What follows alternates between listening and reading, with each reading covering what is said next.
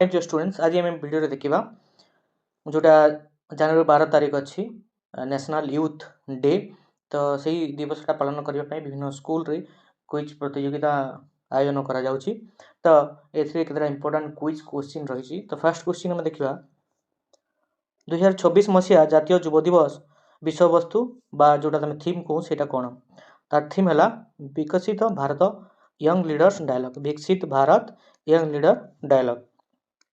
2 number क्यों वर्ष प्रथम करी जातीय युव दिवस पालन करा जाइथिला यह 1985 मसीह कराइथिला घोषणा कराइथिला 1984 एवं पालन होइथिला 1985 सन्यास ग्रहण करने पूर्व स्वामी विवेकानंद पिलादिनर नाम कौन थिला उत्तर है नरेंद्र नाथ दत्त। 1893 मसीह क्यों ऐतिहासिक घटना स्वामी विवेकानंद को विश्व प्रसिद्ध करथिला ठीक उत्तर है चिकागो ठारे अनुष्ठित विश्व धर्म सम्मेलन रे तांकर भाषण। स्वामी विवेकानंद को आध्यात्मिक गुरु किए थिले तांकर आध्यात्मिक गुरु थिले श्री रामकृष्ण परमहंस। स्वामी विवेकानंद को तांकर विवेकानंद नाम किए देथिले क्षेत्रीय महाराजा अजित सिंह।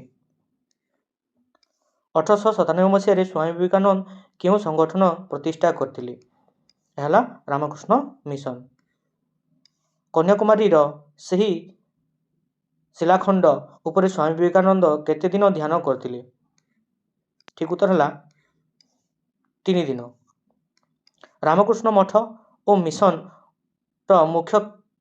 मुख्यालय बा कार्यालय जोटा अच्छी केउठारे अवस्थित यह बेलूर मठ हावड़ा पश्चिम बंग रे अवस्थित। युवपीढ़ी स्वामी विवेकानंद प्रसिद्ध बाणी बा स्लोगान टी कौन जाग्रत हुओ उठ एवं लक्ष्यस्थल न पहुँचा पर्यंत अटक नहीं arise awake and stop not till the goal is reach. Next question Swami Vivekananda पिता नाम कौन थिला एवं से पेशारे कौन थिले ताकर पिता नाम थिला विश्वनाथ दत्त एवं से पेशारे जड़े वकील थिले से कलिकता हाईकोर्ट रे जड़े वकील थिले। नेक्स्ट स्वामी विवेकानंद माता नाम कौन थिला ताकर माता नाम थिला भुवनेश्वरी देवी। विकसित भारत क्विज 2024 रो मुख्य उद्देश्य कौन युवपीढ़ी को विकसित भारत 2047 रो संकल्प सहित जोड़िबा एवं देशर विकास पई सेमानक नेतृत्व को प्रोत्साहित करिबा। स्वामी विवेकानंद क्यों पत्रिका प्रकाश करथिले से उद्बोधन बंगाल रे एवं प्रभुत्व भारत इंग्राजी रे प्रकाश करथिले दुईटा पत्रिका। Next question 15 number Swami Vivekananda द्वारा लिखित एक प्रसिद्ध पुस्तकर नाम कौन तार है राजयोग कर्मयोग किंबा ज्ञान योग। नेक्स्ट क्वेश्चन क्यों विदेशी महिला स्वामीजी शिष्या होते एवं तांको भगिनी निवेदिता नाम रे जना जाए ताको ना है मार्गारेट नोबेल। नेक्स्ट 1893 मसीहा शिकागो भाषण स्वामीजी क्यों शब्द आरंभ करथिले ठीक उत्तर है अमेरिकार मोर भाई और भौणी माने sister and brother of America. Next question Swami Vivekananda क्यों मसीह एवं केउठारे मृत्युवरण करथिले ठीक उत्तर है 4 जुलाई 1902 मसीहा बेलूर मठ ठारे।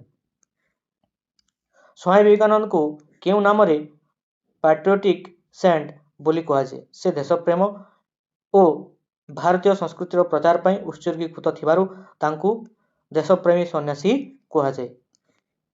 स्वामी विवेकानंद क्यों खेल को अधिक गुरुत्व देउथिले एवं कहिथिले जे एहा गीता पढ़िबा अपेक्षा स्वर्गर निकटतर करिवो एटा तो माने कमेंट बॉक्स रे लिखिकी जना कौन होबा तार आंसर। नेक्स्ट क्वेश्चन 21 नंबर 2024 मसीहार जातीय युव महोत्सव बा नेशनल यूथ फेस्टिवल रो क्यों संस्करण पालित होउची यार 29तम जातीय युव महोत्सव नेशनल यूथ फेस्टिवल 29तम पालन होउची। स्वामी विवेकानंद क्यों पाश्चात्य देश में वेदांत सोसाइटी प्रतिष्ठा करथिले से अमेरिका रे प्रतिष्ठा करथिले अमेरिका न्यूयॉर्क 1894 मसीह। स्वामी विवेकानंद मतरे शिक्षार संज्ञा कौन तांको मतरे शिक्षार संज्ञा है मनुष्य मध्य पूर्व थिबा परिपूर्णतार प्रकाश ही शिक्षा education is the manifestation of perfection already in man. Swami Vivekananda जन्म ସ୍ଥାନର ନାମ କ'ଣ? ସେ କଲିକତା, ବର୍ତ୍ତମାନ ଆମେ ଯେଉଁଟା କଲିକତା କହୁଛୁ, କୋଲକାତା।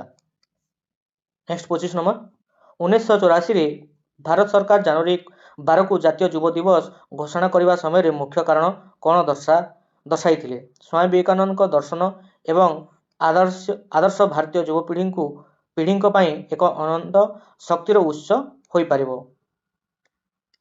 ନେକ୍ସଟ 24 ନମ୍ବର, ସ୍ୱାମୀ ବିବେକାନନ୍ଦ କେଉଁ ବିଶ୍ୱବିଦ୍ୟାଳୟରେ ଶିକ୍ଷା ଗ୍ରହଣ କରିଥିଲେ? ସେ କଲିକତା ବିଶ୍ୱବିଦ୍ୟାଳୟରେ ପଢ଼ୁଥିଲେ।